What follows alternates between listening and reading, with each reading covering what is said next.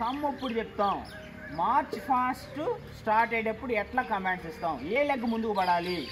March past start అయ్యేటప్పుడు మీరు అక్కడి నుంచి ఫ్లాగ్ హోస్టింగ్కి వస్తున్నా, మీరు ఏ ఫ్లాగ్ హోస్టింగ్ చేయాలి సరే మార్చ్ ఫాస్ట్ రావాలి.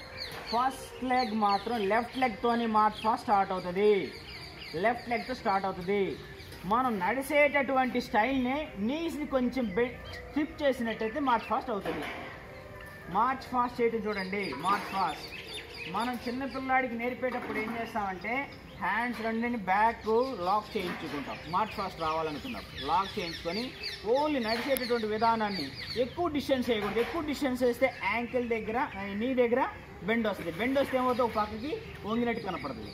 చిన్న స్టెప్, మన ఫుట్ ఎంత ఉందో ఫుట్ డిస్టెన్స్ అంతా మార్చ్ ఫాస్ట్ చేసేటప్పుడు స్లోగా వెళ్తుంది, అందంగా కనపడుతుంది. ఓకేనా? వేసేటప్పుడు హీల్ రైట్ చేయాలి. హీల్ని ఈ టోని నీ వైపుకు లాక్కోవాలా, టోని నీ వైపుకు లాక్కోవాలా, హీల్ మీద చేయాలా. హీల్ మీద చేసేటప్పుడు చూడండి ప్లాంటింగ్ చూడండి. ఇది దిగినప్పుడు హీల్ మీద దిగుతున్నప్పుడు రెండో లెగ్ వెళ్ళాలి.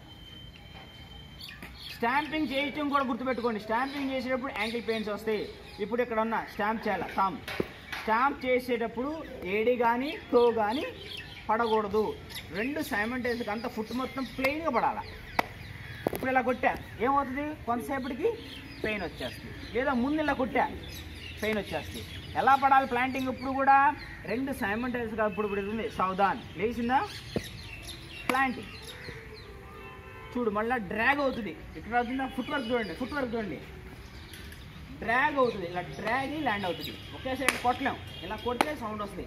జస్ట్ ఇలా దిగుతూ యాంకిల్తో కింద ఆనించుకుంటాం. ఇలా దిగుతాం. ఎందుకంటే నీది ఒక 30 kgs ఉండేది ఈ లెగ్. దీని ఒక బాల్ని సిమెంట్ ఇప్పుడు తార్ రోడ్ ఇక్కడే ఉంది, దీని కింద వేసి కొట్టా మళ్ళీ ఏమవుతుంది, మళ్ళీ ఫోర్స్ ఏమవుతుంది, బ్యాక్ రిఫ్లెక్షన్ అవుతుంది. సో అప్పుడు ఏమవుతుంది, షిన్ బోన్ పెయిన్ కానీ యాంకిల్ కానీ ఈ టైస్ కానీ పెయిన్స్ వచ్చారు. అందువలన ల్యాండింగ్ పర్ఫెక్ట్గా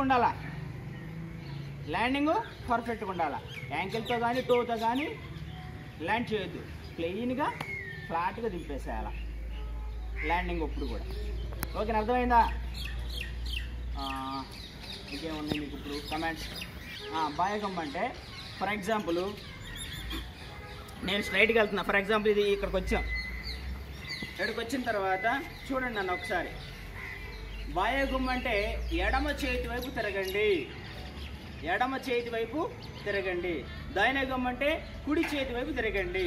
ఇప్పుడు నేను మార్చ్ ఫాస్ట్ చేస్తున్నా. మార్చ్ ఫాస్ట్ చేసేటప్పుడు ఫస్ట్ది షూటింగ్, లెగ్ షూటింగ్, లెఫ్ట్ లెగ్తో షూట్ చేస్తాం. కింద ఏడి డిగ్ చేస్తాం, దీన్ని డిగ్ అంటాం. దీన్ని డిగ్, ఇది షూటింగ్, ఇది డిగ్. షూట్ చేసిన తర్వాత డిగ్ చేస్తాం. డిగ్ చేసిన తర్వాత ఏం చేస్తాం, మనకి లెఫ్ట్ హ్యాండ్కి లెఫ్ట్ లెగ్కి రైట్ లెగ్ ఉంటుంది. షోల్డర్ కంటే హైట్ వెళ్ళకూడదు, షోల్డర్ లెవెల్ వెళ్ళాలా. ఎల్బోస్ బెండ్ కాకూడదు, ఎల్బో స్ట్రైట్. రిస్ట్ బెండ్ కాకూడదు, ఇలా రిస్ట్ బెండ్ చేయకూడదు. బ్యాక్ సైడ్కి వెళ్ళనియొద్దు. ఎంత ఫ్లెక్సిబుల్ వెళ్తే అంత ఫ్లెక్సిబుల్. మ్యాక్సిమం షోల్డర్ పెడతాం చూడండి, సైడ్కి వెళ్ళనియొద్దు. ఎందుకంటే ఇక్కడ ఆంపిట్ ఎక్కువ కూడా కొంతమంది సైడ్లో కొడతా ఉంటారు. కొట్టొద్దు, అందంగా ఉండదు, దాని స్మార్ట్నెస్ పోతుంది.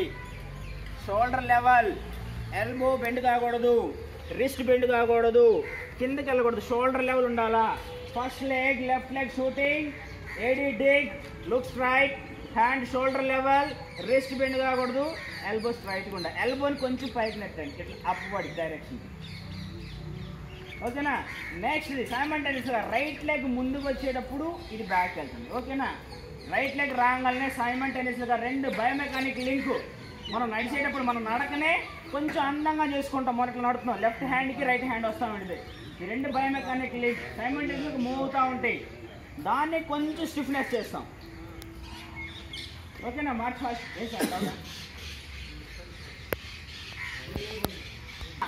ఆ ప్లేటూన్ని గోడ దాకా వెళ్ళిపోయింది, ఆపాలనుకుంటున్నా, తమ్ చెప్పాలనుకుంటున్నా. తమ్మప్పుడు కూడా లెఫ్ట్ లెగ్ మీద చెప్తాం. ఆ ప్లేటూన్ని ఆపాలి అనుకున్నప్పుడు లెఫ్ట్ లెగ్ మీద తమ్ చెప్తాం.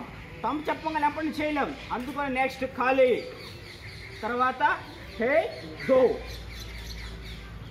తమ్ చెప్పగానే తమ్ చెప్పాం లెఫ్ట్ లెగ్ మీద.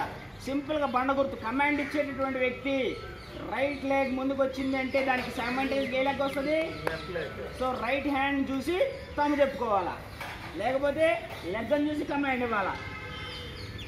మనం ఇక్కడ మార్చ్ ఫాస్ట్ చేయాలనుకున్నాం. మార్చ్ ఫాస్ట్ చేసినప్పుడు తమ్ అక్కడికి వెళ్ళంగానే చెప్పాలి అనుకున్నా. తమ్ చెప్పాలంటే కమాండ్ దేని మీద రావాలా? లెఫ్ట్ లెగ్ మీద కమాండ్ చెప్పాలా. నువ్వు గైడ్ ఇప్పుడు కమాండ్ ఇచ్చేటటువంటి వ్యక్తి దేన్ని బేస్ చేసుకోవాలా? హ్యాండ్ని బేస్ చేసుకోవాలి. ఎందుకంటే రెండు సైమల్టేనియస్గా ఉంటాయి. రైట్ హ్యాండ్కి లెఫ్ట్ లెగ్. తమ్ చెప్తాం. తమ్ చెప్పంగా నెక్స్ట్ ఏం చేస్తాడు? ఖాళీ, హే, గో. అర్థమైందా? ఆపేటప్పుడు కమాండ్ తమ్ అంటే ఆగిపోండి.